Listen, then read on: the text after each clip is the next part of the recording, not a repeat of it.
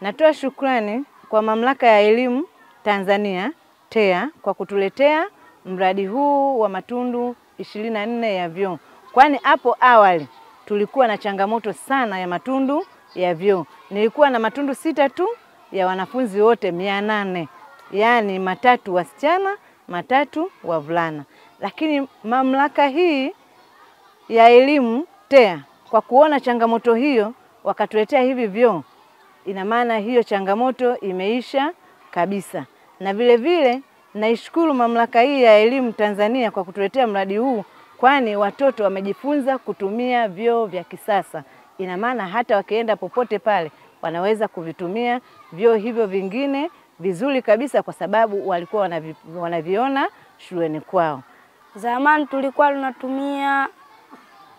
tunatumia matundu 6, wanawake walikuwa wanatumia 3 na wanaume 3.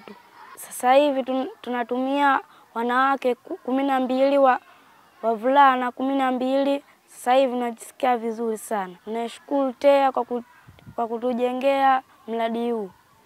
Nashukuru mradi huu pia kwa sababu umeweza kutuwezesha wasichana kujiweka katika hali ya usafi na kujistiri.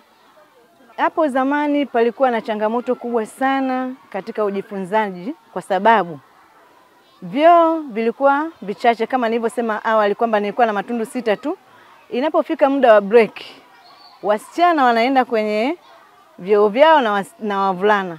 Sasa changamoto iliyokawepo muda huo ni kusubiriana muda ule wa kujisaidia. Kwa hiyo kupelekea kuchelewa kuanza vipindi vingine. Lakini kuna watoto wengine walikuwa wanatoka kwenye foleni ile ya kusubiria kule tundu la choo, wanaenda nje kujisaidia. Kile kitendo cha kujisaidia nje na wengine kumchungulia, yule mtoto alikuwa anakosa amani kiasi kwamba kupelekea yule mtoto kutoingia tena darasani na kukimbilia nyumbani kukwepa ile aibu. Mradi huu umetusaidia katika kuishi mazingira ya usafi na kupata muda wa kusoma. Sasa hivi hatusubiriani tena chuoni. Kwa hiyo naishukuru sana Mamlaka ya Elimu Tanzania TEA. Asanteni sana.